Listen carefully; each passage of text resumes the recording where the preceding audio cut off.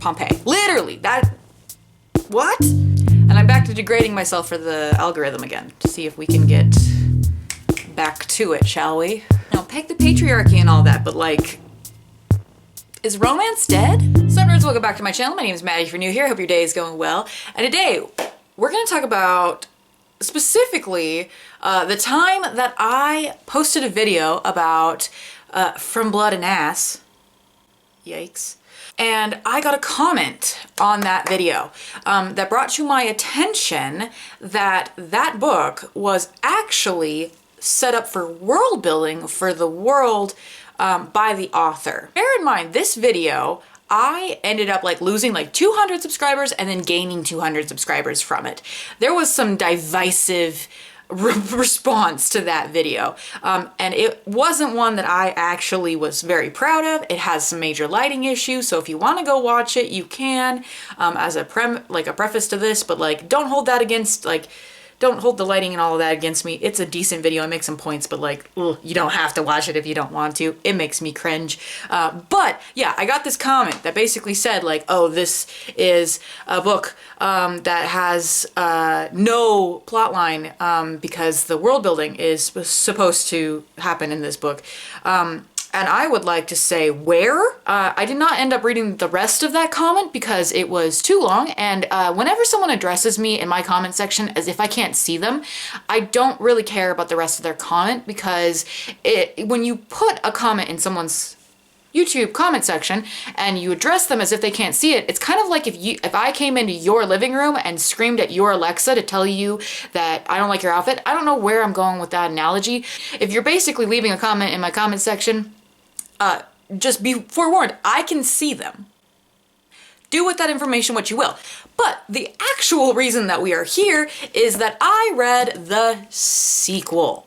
So I took that comment and decided, fuck it, let's go ahead and see if we can get some views on this channel again, and let's read Kingdom of Flesh and Fire by Jennifer L. Armentrout, which I will now colloquially call Kingdom of No Fucks, because I gave less of a fuck than the characters in this book, but they really didn't care about being in this book at all either.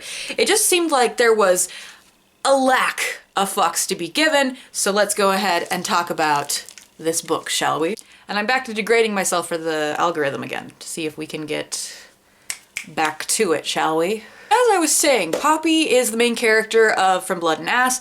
She is the maiden, so she wears a veil. She's not allowed to really touch anybody or talk to anybody. She's like this religious figure, and she's repeatedly abused on the page, where nobody was talking about that trigger warning, I would like to say.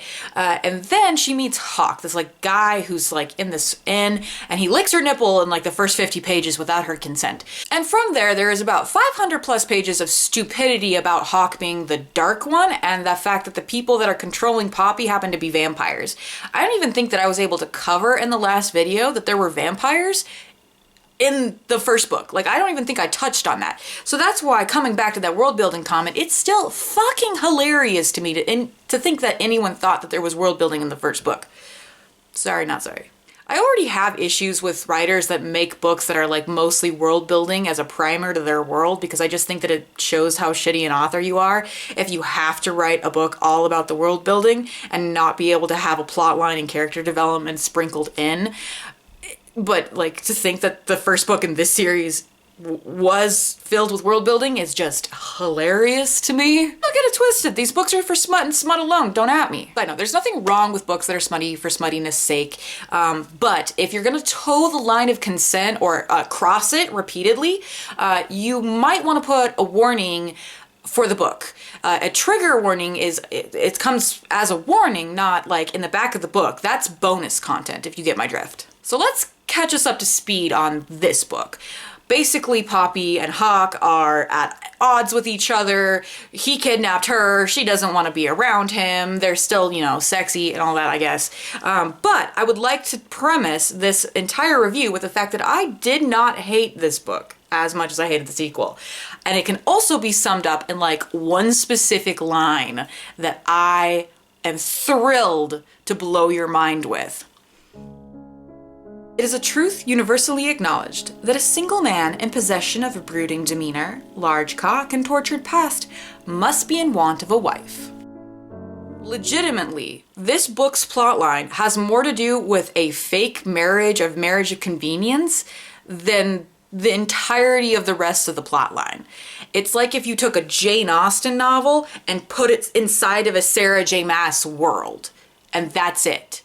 That's the whole book. There's more conversations in this book about a hypothetical marriage than there is in the entire show Bridgerton. It's like, will they, won't they get married, basically. Also bear in mind, the dude's name is now Castile, which I could not for the life of me stop reading as Castiel. So I kind of kept imagining this dude wandering around in his little trench coat, just badgering this one woman to marry him for about 600 pages. I don't honestly think I can make a funnier joke about this book, so but you know, we've got a little bit more to go. It is a little bit difficult to review this book because nothing fucking happens in it.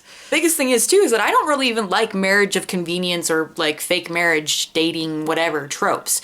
And this book made it really bland in all honesty for most of it, so I don't really know exactly what else I can kind of go into, but let's keep it rolling. We'll say like the first book had like some crazy shit happen. I usually try and recount for you guys my like favorite moments in books or like the what the fuck moments. Like the first book, she stabs him and then they fuck in the snow like immediately afterwards. This book doesn't do anything like that. It's just like, will you marry me?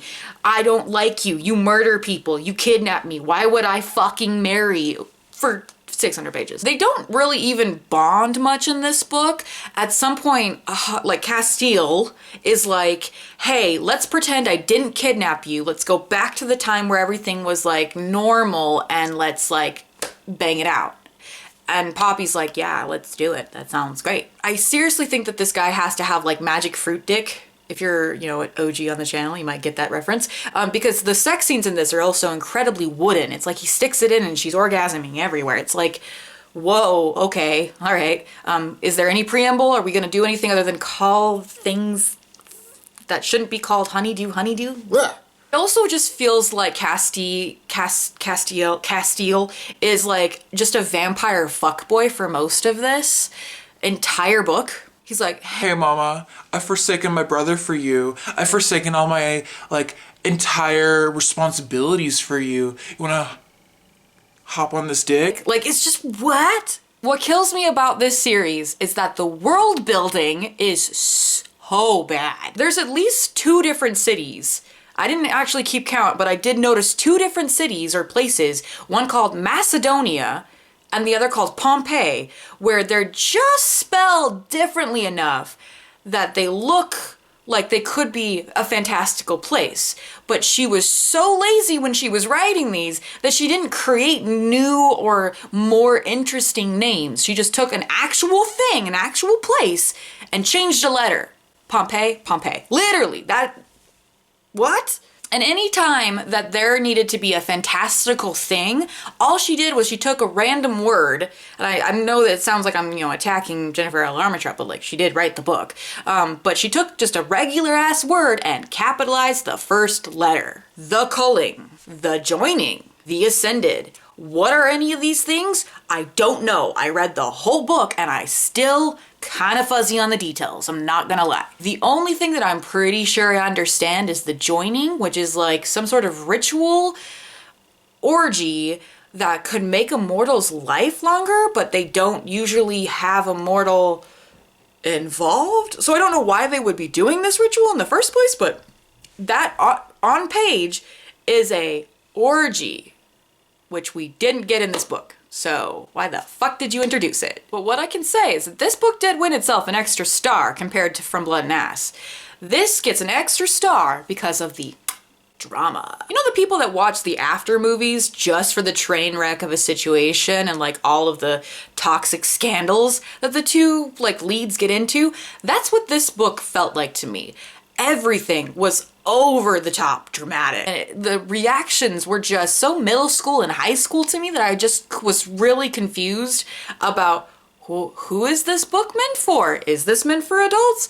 Or are we leaning into the fact that these books are super popular on TikTok and their audience is actually young teen girls? There's a note, like I took a note in my phone where someone basically goes, divorce? Gasp! And that's the whole book. Someone says something valid, another person goes, the script writing Maddie for this video would like a credit for writing out as an actual like word. For the rest of the book, it's like weird reveal after weird reveal after weird reveal. It feels very Wattpad to me, in all honesty. It's like Castiel didn't tell Poppy that he was engaged before her. Castiel didn't tell Poppy about the joining and how they might potentially need to fuck his Wolven friend so that she could live longer. Castiel didn't mention that he is actually currently engaged to the previous girl's grand cousin, second cousin, and that, you know, he's been expected to marry this person, and then he gaslights her for being mad at him for leaving out this little factoid. That last one, though. That last one. That got me. That got me in the I love mess heart. Like, it was just so messy. It comes in like the third act. All of a sudden, she's like, you're engaged? People expect you to marry this other person? And he's like, yeah, why are you mad about it? And I'm just like, why was she mad about it? What? Sir, you've spent about, at this point, 450 pages telling this girl that, you know, we can get married and like, it'll be fine. My parents are probably gonna hate you. All of the people that like, you know, are around us right now don't like you, but like we can get married and somehow this for some reason works. I don't understand why. And she's like, sure, fine, I guess, whatever. Also, let's smash one out in hot springs because for some reason these two cannot have sex in a bedroom. I don't know why that is. She was a virgin 2 pages ago, but now we're just doing it everywhere, but not in a bedroom. Don't understand why. Also, like, the drama of the 13-year-old arguments is so interesting. Like, Poppy goes to, like, Castile, and she's like, are you for real? And he responds with, the last time I checked, I was real. Like, ooh, burn, my man. Where'd you get that? 5th grade? There is a little bit of girl bossiness to Poppy's character as well. Like, she spends a lot of the book going, I can fight, and everyone being like, okay, whatever. And then she doesn't fight. Like, the fight scenes are so, like, kind of rushed past that I feel like it's also clear that Armentrout can't write a fight scene, much less a sex scene, but she keeps doing one of them. He does punch someone out of the blue randomly that I thought was pretty great, but, like, it just, you know, we're not doing fight scenes. We're just talking about the fact that she can fight and how, like, ooh, yeah, she's so strong. Get it, girl. And on top of that, we see something become part of Poppy's like personality, and that's that she likes stabbing Castile. Like, she stabs him multiple times, and he tells people that she stabbed him multiple times. Like, the boy's obviously got a knife kink, but I also think he wants to get pegged. You know, peg the patriarchy and all that, but like, is romance dead? Even when Poppy and Hawk or Cassie, whatever, even when they're talking to each other like they actually love each other, the dialogue doesn't get any better. Poppy's like, you're a puzzle that I want to figure out, but also don't. What does that mean?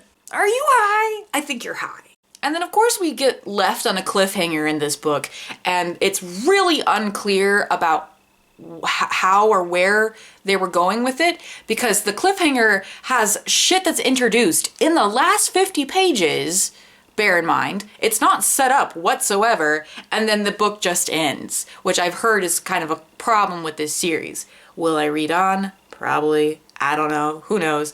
These are kind of just like the new Sarah J. Maas books where I'm like, I could read it, and it might be fun, but also I might also hate myself the entire time, so there's that. The ending was just so dumb. It literally made the book that I read recently where a bodily fluid tasted like pumpkin spice syrup. But yeah, so that was my opinion on Kingdom of No Fucks. Given, if you like this video, please give it a big like. Let me know down in the comments what your opinion on these books are. If you like this review, let me know. I will see you guys in the next one. That's not my outro. I'm gonna go. Like, subscribe, all the good stuff. Bye!